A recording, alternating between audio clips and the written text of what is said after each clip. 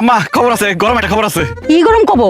একদম সর্বনাশ হয়ে গেছে আম্মা। কি কও জামাই? আপনারা গেলেন না নীলপর কালা বাড়িতে, ওই সময় আমার মাথায় একটা বুদ্ধি খেলে গেল যে আমি বাড়িতে বসে থাকুম, আমি একটা কাজ করি, রান্না বান্না করি। আমি ডিম ভাজতে গেছি, আগুন বাড়াই দিছি, ধাপ করে আগুন গিয়েছে, ওর উপরে একটা কাপড় আসলো, ওটার মধ্যে গিয়ে লাগছে। বোতলের মধ্যে দিয়ে পানি পানি এই না আগুনের মধ্যে ঢালছি, পরে যেটা কেরোসিন তেল, আর আগুন বাইরে গেছে গা। পরে এরপরে ওই আগুন আগুনের লিগে পাতা শাড়ি আপনার কাপড় চোপড় যা আছে সব দিছি। আগুন এত নির্লজ্জ, তাও ডাকে না, বাইরে আসে। এরপরে আমি দৌড়াই রান্না করে থেকে বড় করে আইছি, আগুন আমার পিছনে পিছনে বড় করে আইছি। পরে দাও দাও করে পুরো বাড়ি চলে গেছে, একদম জয় করে ছাড়া। পানি কই দিবা, বাড়ি তো নাই, কারণ আগুন ধইরা পুরা বাড়ি পুড়ে গেছে, একদম ছাই ছাই হয়ে গেছে। বুঝছে কুসুমের মাওয়ারা ছাই নিয়ে যাইতেছে মাছ কুড়ার লিগে।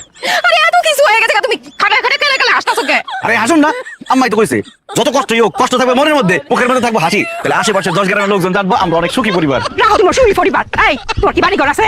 আম্মা বাড়ি ঘর থাকলে কি আমি ঘর জামাই থাকি? আমার তো খাওয়ানোর জায়গা নাই গা। আমি তো আম্মা দেখতেছি যে আপনি ভিক্ষা করা লাগবো, আমরা তো জন্ম সামগ্রী ভিক্ষা দিব না, আপনার দিব, আপনি সামনে থাকবেন, আমরা পিছন পিছন থাকবো, টাকা কোনো কি করতাম? আরে আমি কই থাকবাম, কই গাইম, আমি তো কিচ্ছু আমার মাথাতে থাকে না। কই থাকুম আমি ঠিক করে ফেলছি। কোন জেলখানায় থাকুম। কেমবা? এই ব্যাক কলের বাচ্চারে আজকে খুন কইরা জেলখানায় যাবো। কি কই সব? খারাপ তুই যাবি না। এই কি টাকা